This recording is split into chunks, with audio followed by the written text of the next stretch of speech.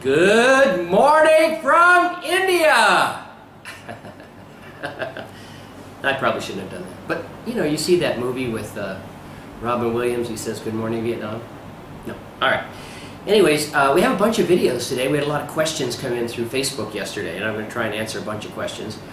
One is we're going to talk about irrational fear of cancer. Irrational fear of cancer. And so, the other day I was listening to a podcast. And I listen to a lot of podcasts because I'm in India and I don't watch TV. So it's interesting. I think I learn a lot more here.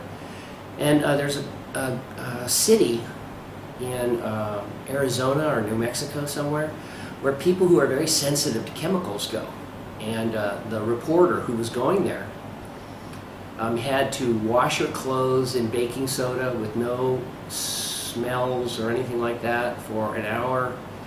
When she walked in, even though she'd done all this very careful processing, the lady who welcomed her to this highly chemically sensitive city that's high up in the mountains where they have clean air and water, etc., said, and she says, "Is it okay if I sniff you?"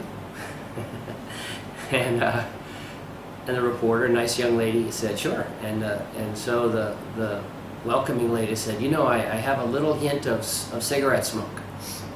And she said, "Well, okay." And so the welcoming lady says, "Okay, if I give you one of my tops to wear?" And she said, "Fine." And the rest of the story treated these people with, you know, very, very good respect. And maybe they should. But it comes up with this issue about fear of cancer. So, I would liken it to the fear of lightning and lightning striking you, and the fear of being in a car wreck, and the fear of other kinds of things in your lives. And there's a lot of good research on fear. And what they say is oftentimes our fears are not really well calibrated to what actually happens in the world. So we're going to talk a little bit about irrational fears. You know, should you be more frightened of being struck by lightning or being in a car wreck? You know, so we'll talk a little bit about that.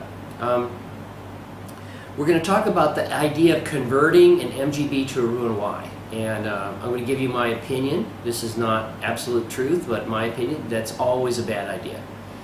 It's never a good idea. There are two reasons for conversion of MGB to Roux-en-Y. One, not enough weight loss or too much weight loss, marginal ulcer, things like that. And I'll talk about that, but it's never, in my opinion, a good idea. Always a bad idea. And I'll tell you about my patients who have gone to other surgeons and gotten converted. And having 6,000 patients, I probably have several dozen that have fallen into the hands of a Roux-en-Y surgeon who thought it was a good idea. And, you know, in other words, they weren't a bad person, but they thought it was a good idea. And I'll tell you that basically every one of those patients has had moderate, you know, poor outcomes. So we'll talk about it. And again, just my opinion. We'll talk about revision of the MGB. We've got a video today on revisions of the MGB, and we're going to emphasize a couple of factors. One that's really easy. Of all the operations that exist for weight loss surgery, MGB is the easiest. The revision is simple, and it's simple both for too much weight loss or too little weight loss. The disappointing part is it's surgery, so you never want to have a second surgery, and oftentimes insurance does not cover it. So the tragic part of it is the expense. And of course, one of the reasons I've been traveling the past 3 years and teaching MGB is to try and come back to the U.S. and convince insurance companies that it's not only rich people that should have access to the MGB. And so we'll talk about revision, tell you that it's easy to do, tell you some videos online you can watch. A new one, I was with Dr. Om Tantia in Calcutta, and he was kind enough to invite me in the operating room, and we kind of worked together. I gave him the opportunity to watch. I had a chance to watch him while he did a conversion of a failed sleeve to MGB, and so we'll point you to that video if you want to watch it. We'll also comment that the costs of revision, of course, if you have to pay cash in the United States, are a lot more than if you come to India. And I happen to have traveled in Europe and have surgeons in England and France and Germany and Italy and Spain and Portugal and India, where you could get the same kind of surgery, I think, with really excellent care from surgeons that I've had the good fortune to work with, to operate with, to observe their results. And if you have any interest in that, we'll talk to you a little bit about that.